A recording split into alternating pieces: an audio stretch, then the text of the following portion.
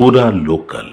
పోరాడి తెలంగాణ సాధించుకున్నప్పటికీ కృష్ణా మరియు గోదావరి నీటి కేటాయింపుల్లో మన రాష్ట్రానికి రావాల్సిన న్యాయమైన వాటా గురించి గత ప్రభుత్వ హయాంలో ఎటువంటి కార్యాచరణ చేపట్టలేదు.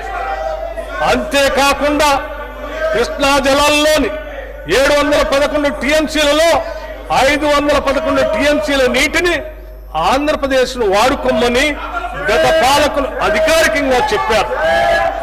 ఈ చర్యతో తెలంగాణ రైతాంగానికి తీవ్ర అన్యాయం జరిగింది.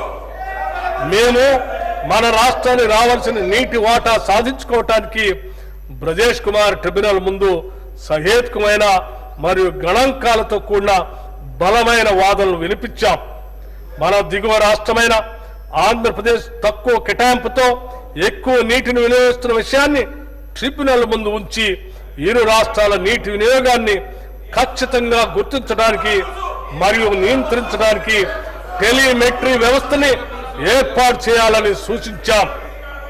మన నీరు దారి మళ్లకుండా అవసరమైతే ఈ టెలిమెట్రీ వ్యవస్థ ఏర్పాటుకు అయ్యే ఖర్చు కూడా భరించేందుకు సంసిద్ధత వ్యక్తపరిచాం.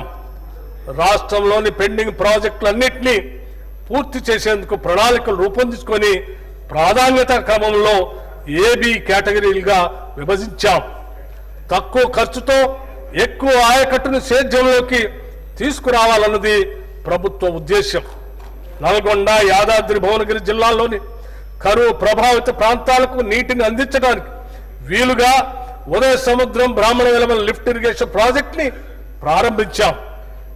ఉదయ సముద్రం బ్యాలెన్సింగ్ రిజర్వాయర్ నుండి 6.70 టీఎంసీల నీటిని బ్రాహ్మణ వెలమల బ్యాలెన్సింగ్ రిజర్వాయర్ కు లిఫ్ట్ చేయబడుతుంది. ఈ ప్రాజెక్టు ద్వారా 94 గ్రామాల్లో 1,00,000 ఎకరాలకి సాగునీటిని మరియు ఫ్లోరైడ్ సమస్య ఉన్న 107 గ్రామాలకి తాగునీటిని అందించడం అవుతుంది. శ్రీ ఎస్ జయపాలరెడ్డి పాలమూరు రంగారెడ్డి ఎత్తిపోతల పథకంలో భాగంగా కేపీ లక్ష్మీదేవిపల్లి రిజర్వాయర్ నిర్మాణాన్ని కూడా ప్రభుత్వం చేపడుతుంది. మూసీ ప్రాజెక్టు పరిధిలోని బులాది కాలువ పునరుద్ధరణ పనులకు 266,65 రూపాయలతో పాలనాపరమైన అనుమతి ఇవ్వటం జరిగింది. యాదాద్రి జిల్లాలో మూసీ ప్రాజెక్టు కింద బులాదిగాని కాలువతో పాటు పిల్లాయిపల్లి, ధర్మారెడ్డిపల్లి కాలువల పునరుద్ధరణకు ఈ నిధులు ఖర్చు చేయాలని నిర్ణయించాం. నీటిపారుదల శాఖకి ఈ బడ్జెట్ లో 23,373 కోట్ల రూపాయలు ప్రతిపాదిస్తున్నాం.